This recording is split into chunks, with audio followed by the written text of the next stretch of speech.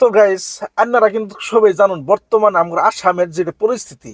আমগরে মুখ্যমন্ত্রী হিমন্ত বিশ্ব শর্মা ডাঙরিয়া আমগরে মেয়ে মানুষের কিন্তু বহুত ধরনের কথাবার্তা কইতাছে, ঠিক আছে। খালি আজকে বলতে না, যে কোনো মানে যে যখন কানে কি নির্বাচন আহে, যখন কানে ভোটের টাইম আহে, তখন কাই আমগরে নিয়ে হেরে রাজনীতি করা হয়। আমগরে তখনকা বাংলাদেশি বানাই দেওয়া হয়। আমগরে মানে নানান ধরনের ফেতনা, মারপিট, হাল্লা, মানে নানান ধরনের ভাই কথা কি কম আর।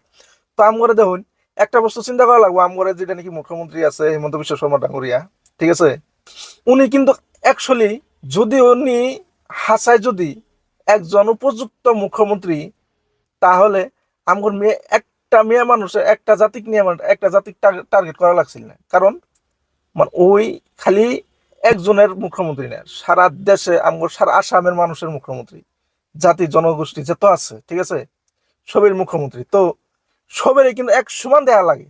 একটা মুখ্যমন্ত্রী আর সবেরই এক সমান দেয়া লাগে, যেহেতু উনি একটা রাজা, আমরা আসামের একটা রাজা, ঠিক আছে। তো উনি কিন্তু সবের সমান দেয়া লাগছিল।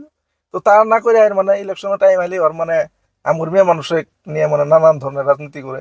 তো ভাই এগুলো কথা কেউ কানে নিবেন না ভাই। ভোট দেবেন, ভোট পার হওয়ার পরে ভাই আর কেউ জিগেবো না যে ভাই এক মুঠ ভাত খাইছো না নাই, ভাই তোমার পকেটে 10টা টাকা আছে না নাই, ঠিক আছে। তাম করে এগুলো আমাদের নিয়ে হারে, এগুলো ঝামেলা না নিয়ে হারে সোজা ভাই ভাই কটা ভাত খাবেন, সিধা ভাবে চলবেন, সিধা কথা আমার কাছে। তো ভাই কেউ যদি খারাপ পাই থাকুন অবশ্যই কমেন্টে জানাবেন। আর যদি কেউ ভালো পাই থাকুন তাও কমেন্টে জানাবেন। আর যদি পারুন ভিডিওটা শেয়ার করে দিবেন, যাতে সবাই এই বস্তুটা শুনে যে জহুরুল ভাই কি কইছে, ঠিক আছে। তো আমার কাছে এতটুকু আমি কইলাম।